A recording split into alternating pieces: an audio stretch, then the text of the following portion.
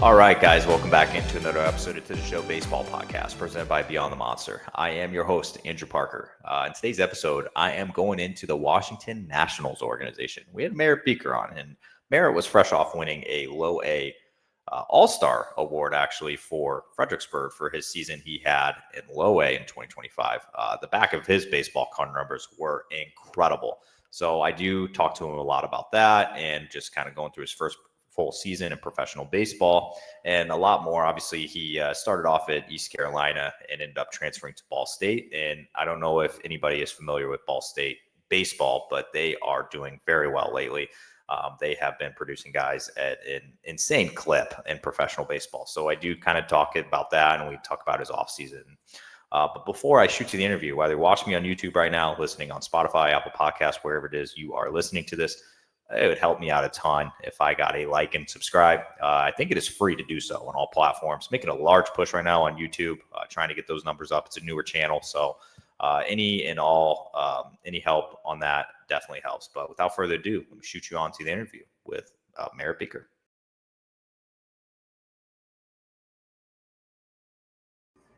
All right, I'm joined by Merritt Beeker, who is fresh off being named a All-Star for the 2025 season, his first full pro season for his performances last year in low A, and that's exactly where I want to start this off. Like I said, it was your very first pro season, or very first season in professional baseball after being drafted in 2024.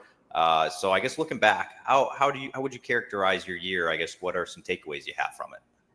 It was a really amazing year. Being able to, for the first thing, just being able to learn how the pro season works and everything. This being my first year, adjusting to playing 6 days a week and everything like that. In college and everything, you play 4, maybe 5 games at the most, and being able to do that and figuring out a routine and sticking with that throughout the season, making sure that I'm staying on top of recovery and all that stuff. I had to learn pretty quick what I needed to do to make sure I was ready to compete every day. And for me, coming out of college, I'd started while I was at Ball State and everything. So transitioning to being in the bullpen, it took a little bit of time to get used to that and not being on that routine of being a starter where you have your whole day planned out for the whole week and everything like that each day. And being in the bullpen, having to be more on your toes, being ready to go back-to-back days or having one day of rest or whatever that might be to help the team win. So it was definitely a learning period for me. But after the first month or so, I was able to get adjusted pretty fast, and it was a great season. I really enjoyed being in Fredericksburg. The community there is awesome. The fans and everything like that, being that close to DC, it was such a cool experience, and I'm very grateful for it. Yeah, you brought up something interesting that, obviously your last year in college, you were just a full-time starter, and you go to this year and you're full-time out of the bullpen. And, you kind of touched on, the whole prep, your whole routine. It's completely different of you like, hey, I'm starting on Friday this week. So I know gearing up, I got to get ready to start. In the bullpen, you could be out 2-3 times a week. So how do you stay fresh? How do you stay ready? Like what was the biggest change you had to do for yourself in that routine?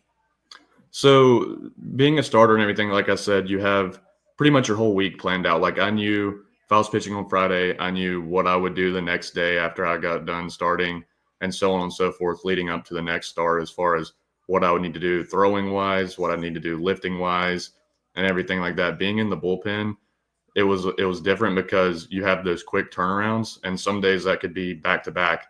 So for me, I needed to look at what I would like, what I specifically needed to do to be ready to throw, and cut out some of the stuff that I did whenever I was starting, and really just like I said, focusing on what I absolutely need to do to be able to be ready to throw. And if that meant not lifting as many times throughout the week, or making sure that I'm recovering well, going into the training room more often, making sure that I'm doing everything that I feel like I need to do to be able to throw the next day or with a day or two of rest. Yeah, like I said, it was definitely a learning experience at the beginning. But once you kind of figure out what your body needs to be able to do that, it becomes a little easier. And I got used to it, and it was, like I said, it was something I definitely needed to learn, but it was such a cool thing to be able to do, being able to learn how to pitch in different roles. I mean, throughout the season, I pitched in different types of roles. It was either some days would be in long relief early out of the bullpen, throwing multiple innings. Some games it might be one inning later in the game, or maybe to come in and get an out or two during an inning. So it's a lot of different roles and a lot of different things to learn, but it keeps you on your toes, keeps you more engaged in the games, and making sure that for me, I knew what roles I could possibly be going into during the game. And whenever I felt like that opportunity may be presenting itself, I was making sure when I was down in the bullpen, I was moving around and doing the things that I needed to do to, if my name was to be called on the radio. Well, I'm about to hype you up for a second, so just please bear with me. But I understand that the back of the baseball card numbers, the stats that everybody kind of looks at. I know that's not the full picture on if you had a successful season or not. And I know there's a lot of data behind the scenes, and a bunch of stuff, but you're back at the baseball card numbers. Let me be honest with you.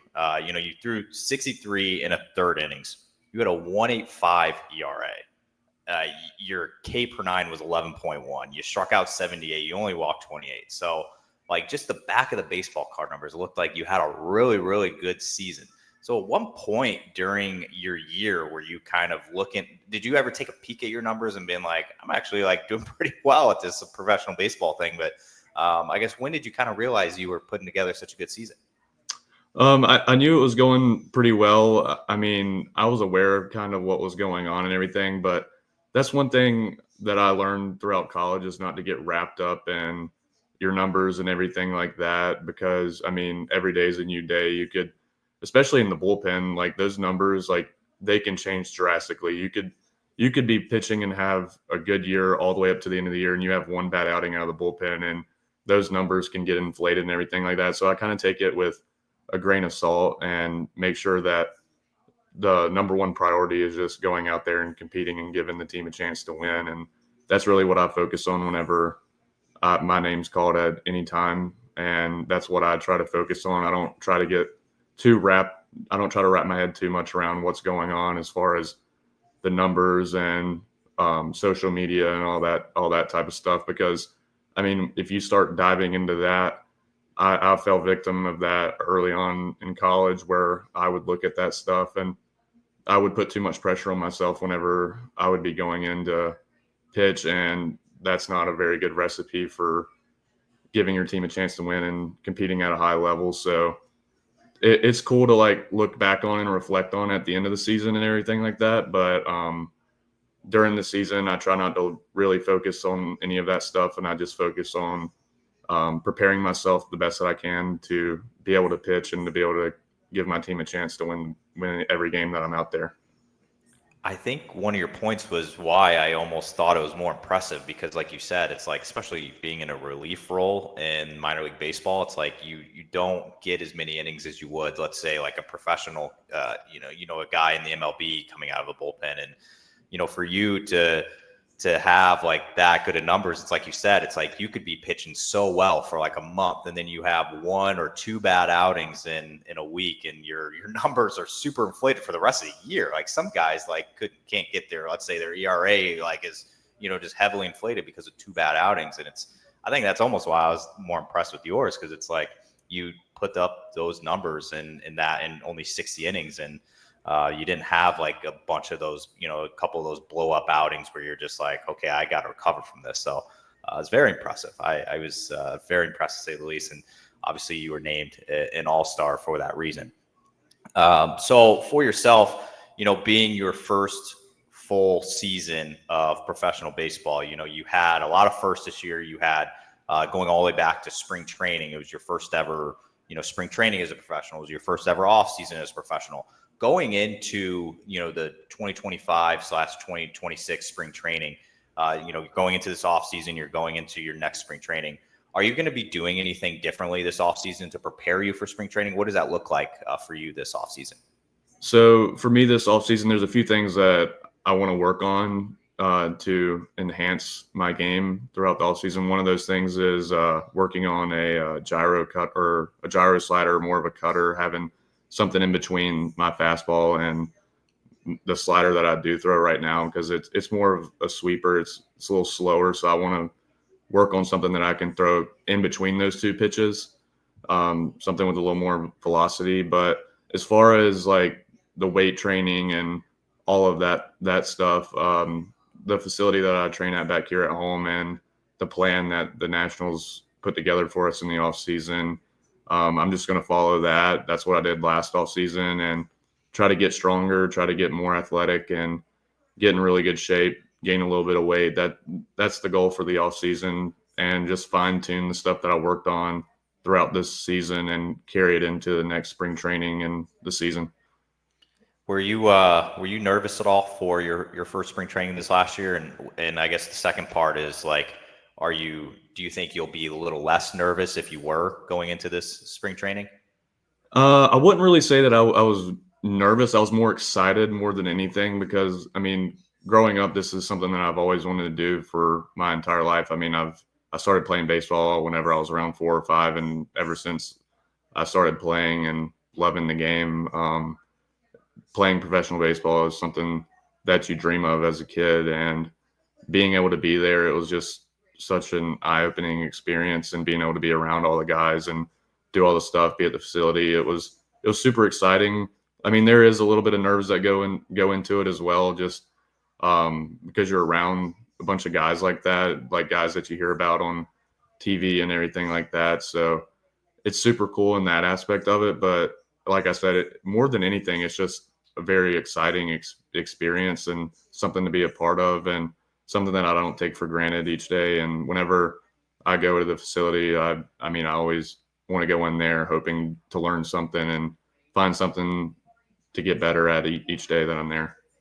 Yeah, I kind of figured, your first, some organizations do it differently than others in spring training, where some of them have a lot of access and they're around a lot of the big league guys, a lot of the low A, high A, double A guys. And then some organizations, it's like you don't really see too many of the big league guys too much. Obviously, you guys are in different locker rooms, everything like that. So Yeah. I didn't know if they, the Nationals or or teams like that maybe expose you a little more than others. But Well, I mean, we don't really get to see those guys too much, because they have their own schedule. They're yeah, on a different field doing stuff like that. But throughout high school, like playing showcase ball and stuff like that, I played with guys like James Wood and Dalen Lyles, so I knew those guys going in there, and I hadn't seen them in years. So being able to reconnect with some of those guys and see them, and just the success that they've had and all that stuff, it's super cool to see how the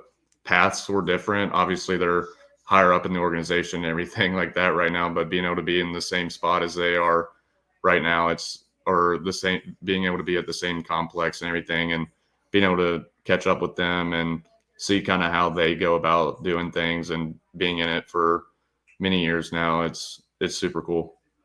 well, I mean, yeah, I know that you just spent your year in low A, and obviously next year you're probably hoping to report to high A or wherever that is, and I feel like you're getting closer to being one of the guys that's going to be backing up some big league games in camp. So I feel like that's honestly right around the corner, and it'd be kind of cool, obviously, with your background with James and Dalen. So. All right. So we talked about this a little bit before we started recording, but I always like to show a little love to where you came from. And I know, we talked a little bit. I'm very familiar with Ball State. I've had a few guys from that program on this show, so I know that they are producing guys like crazy in professional baseball. And I know you had told me you had a little interesting story on how you got there. So could you just tell me a little bit about how it was for yourself playing there, and I guess how you got there? Okay, so after high school, I went to East Carolina for my first my freshman and sophomore year of college. I wasn't really getting the opportunity that I wanted there, and I wanted to go somewhere where I knew I was going to be able to play every week and give myself a chance to get drafted, because ultimately, like I said, that's what I wanted to do. I wanted to be able to play at the next level and do all that stuff. So I looked into doing something different and entering the transfer portal. So back here at home, I train at a facility over in Concord, North Carolina. It's called X2.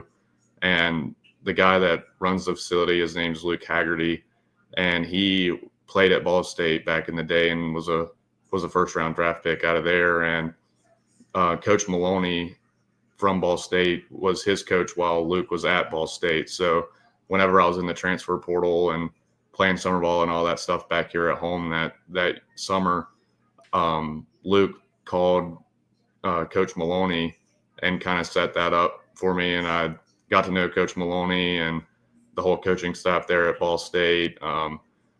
And that's just kind of where it took off from there. So it wasn't like one of those things where I got in the portal and Ball State just saw that I was in there and contacted me like that. It was, like I said, it was the guy that I do all my throwing stuff with and all that back at the facility. He put in a good word for me and introduced me to Ball State and gave me some more information about the program and set it up from there.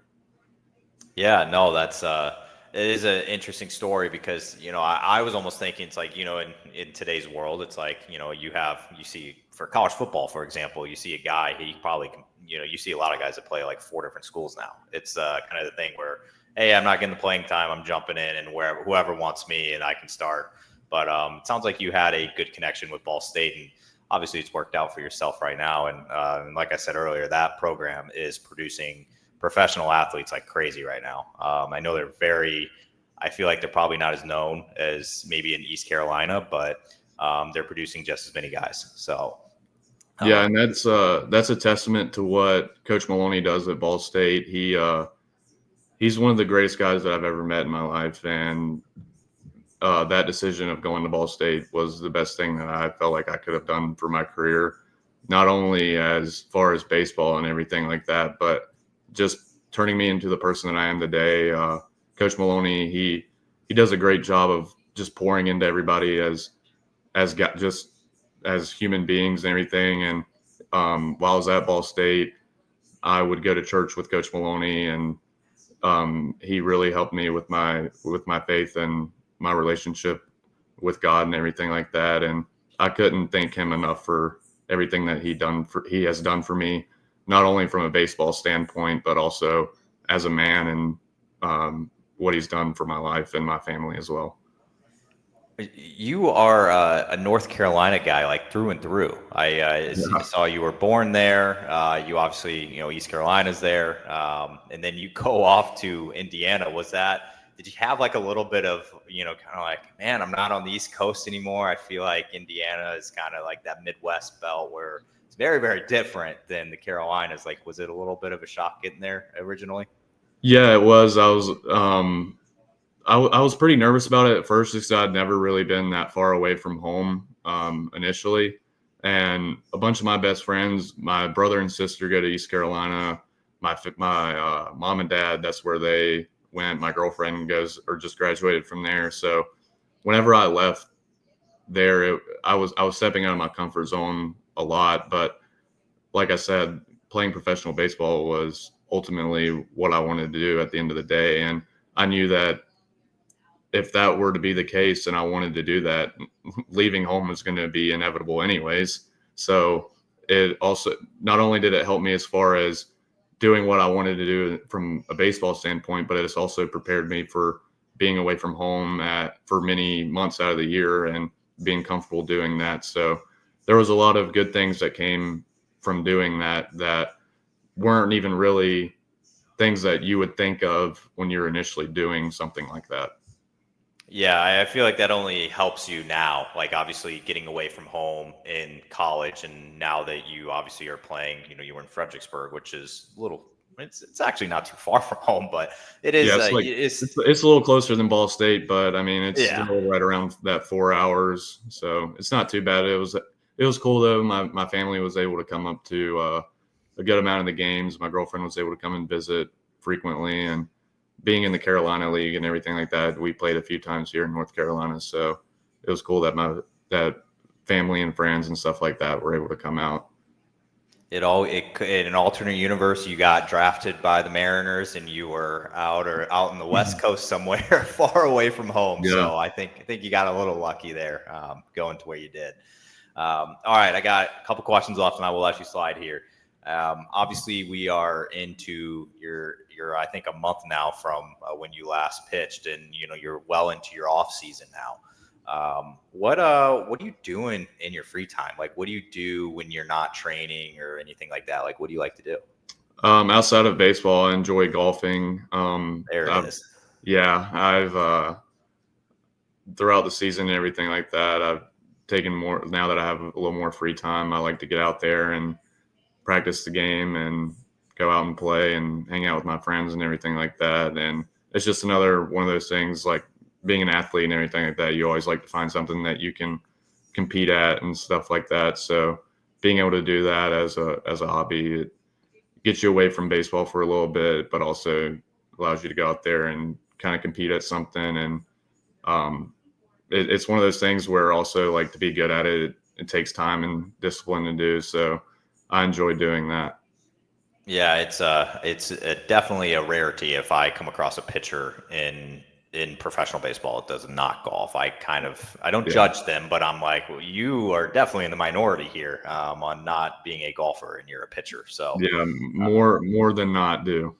oh yeah, it's a rare thing. I'm telling you, if I come across a guy, I'm like, "Are you good?" Like the rest of the pitching staff's probably got like all the foursomes out on the course today, and you are not doing that. So Yeah, me and some of the guys would. There was a golf course right near our apartment that we were staying at in Fredericksburg. So on days that wouldn't be pitching, or if I like pitched the night before and I knew that I'd be down the next day, me and some of the guys would go out there in the morning and get a round in and stuff like that before we have to be at the field and everything. And then obviously, like, the off days on Monday, that was for sure going to play.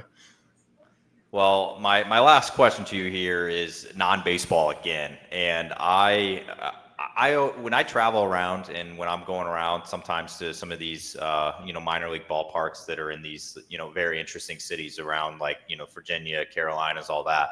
One thing that I always like to do is try new restaurants, like whether they're local to the area. I don't like getting a lot of chains whenever I go to, like, these towns, smaller towns out there in the Carolinas and Virginias and all that. But for yourself, obviously being a North Carolina guy through and through, and since you're back home for the off season, where is one place that you like, this is home to you, like this restaurant you go to, like you and your friends used to go back in the day, like what is that place to you? Do you mean like here back at home, like while Yeah. I'm here at home? Okay, so where I'm from Lexington. It's a smaller town here in North Carolina, but the one thing that we're known for is barbecue. And Oh yeah. yeah, if you go look up what Lexington, North Carolina is known for, it'll say on Google, Lexington, North Carolina is the barbecue capital of the world. So that's what we're known Oh, for. We have barbecue festivals every year, and one of the first things that I did whenever I got back here at home was go into town and go to one of our local barbecue restaurants and got some barbecue. wow. Okay. You're the second guy that's told me about. Are you familiar with the guy named Steven Scott that played at Vanderbilt? I don't think so. All right, he was in professional baseball with the Red Sox and Tigers for a while, but he would kept telling me, he said he was from Winston-Salem, I think, and Yeah. he had told Okay. me that he's like, barbecue, it's the thing. It's like he was like, one half of the state is like vinegar based, the other half isn't, and all this. And I don't know, he like gave me a ton of knowledge on the barbecue scene in Carolina, and I just never knew that was a thing. Yeah, it's a pretty big thing, and if you ever find yourself around the Winston-Salem, Lexington area in North Carolina, go get barbecue. It's the best.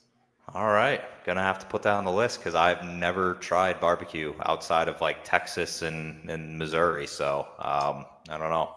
Yeah, All and right. whenever we were in Fredericksburg and everything like that, some of the post game meals that we would have barbecue and stuff like that, and I couldn't do it. I mean, I was like, they would come to me like, why aren't you eating the post game meal? I'm like, It's going to sound very stupid to you, but I grew up eating this certain type of barbecue, and eating like a Mission barbecue or something like that. It's not the same for me, and I'm not going to do it. I can't do it. It's fair. I'm totally with you. I there was my wife wanted to try all these barbecue places in New England, and I'm like, are you serious right now? Like, we literally lived in St. Louis for a while, and in Memphis area and all that. It's like you just can't get it. Yeah, it's like Insane. for me, what I would compare it to, it's like being from Philly and having the Philly cheesesteaks your whole life, and then showing up to another spot and they're serving cheesesteaks, and it's just like, this is not the same. Yeah. That's kind of how I would compare it. Well, next time I'm in the Carolina region, got to make it out to Winston-Salem. I need to go to a barbecue spot out there, but so I will have that on my list. But Merritt, I appreciate all the time you gave me. Obviously, wishing you best of luck going into your off season and heading into the 2026 season. It is here before you know it. I saw a countdown the other day that the countdown to pitchers and catchers reporting in spring training is literally probably a lot closer than you think. So, wishing you best of luck though, and thank you so much for doing this. Yeah, thank you so much for having me. I really appreciate it, and I enjoyed this.